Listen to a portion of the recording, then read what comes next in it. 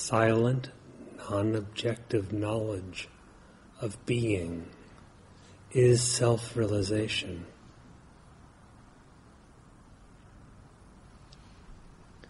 It is that knowledge in which knowing and being are identical. It is said to be non-dual, for in this there is no other, no differentiation.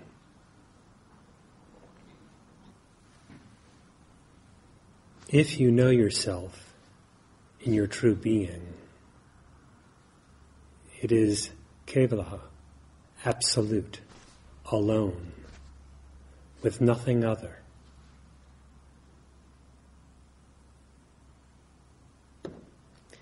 If you know yourself in your real nature, you find that there is neither an individual I, nor anything to be called this,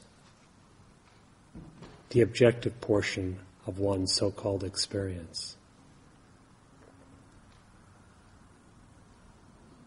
Rather, you find there is one absolute, invariable existence, without beginning and without end. The one who knows this, the self, can only be the self and cannot be anything else. We say Brahman alone knows Brahman. The Absolute alone knows itself. Nothing else can do so. For this knowledge is neither perceptual nor conceptual, but most interior, that in which there is no separation. And because there is nothing else that actually exists, to know or not know this one self.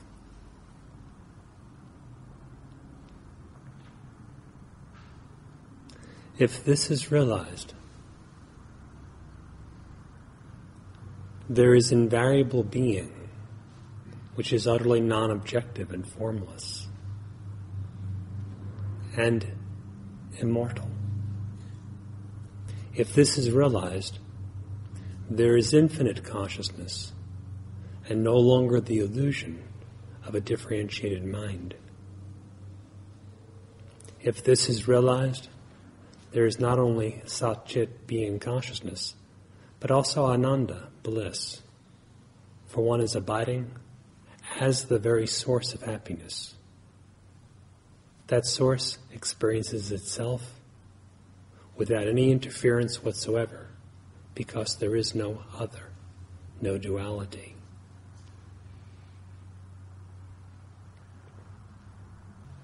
The silent, non-objective knowledge of oneself is what is to be aimed at. This is what is to be directly experienced. It is not a sensory perception. It is not a mental conception, but something far more interior and utterly non-dependent on that which is perceived or conceived.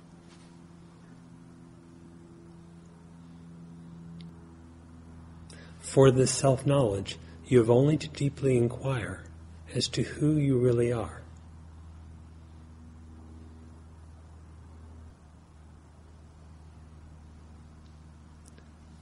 What has just been briefly described as being the absolute, being, consciousness, bliss, is your own existence.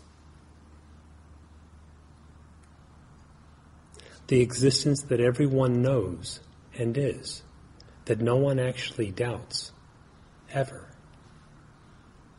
No one doubts his own existence.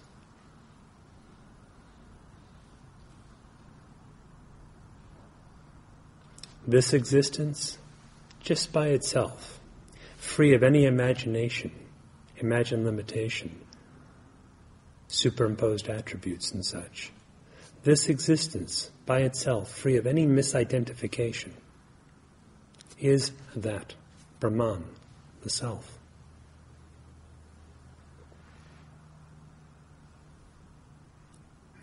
As the Maharishi has pointed out quite lucidly, there are not two selves in the one of you.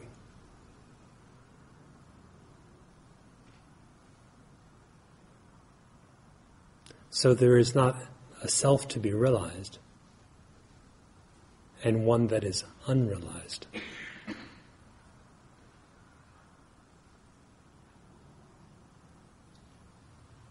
There is only one self, and it alone exists for all eternity.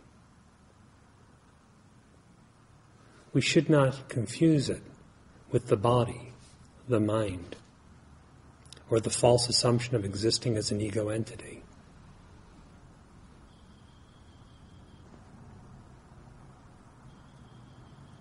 Inquire deeply within yourself, who am I?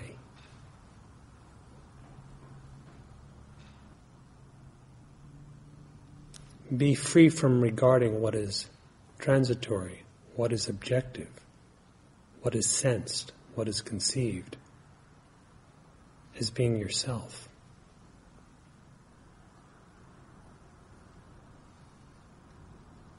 To think such were yourself would not at all be true,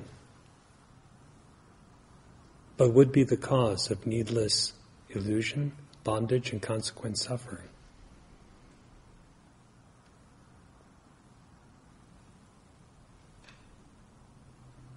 The innate peace, the innate freedom,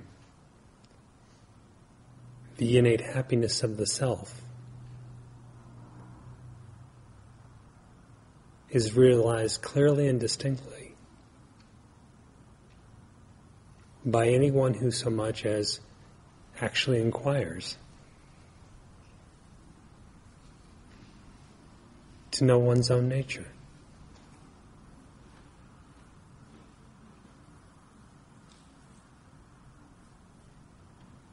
There cannot truly be any obstruction to the knowledge of your own self.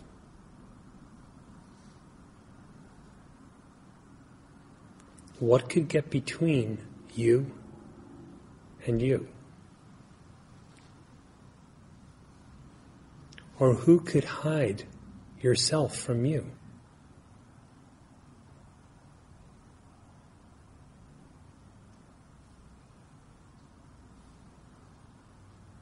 However you apply yourself in spiritual practice, let your focus be the interior knowledge of your own self,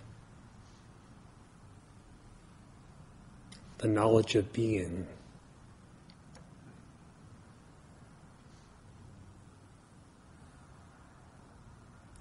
That in which no false notion of I or anything else arises, is your true state, the only real state there is. It is yourself.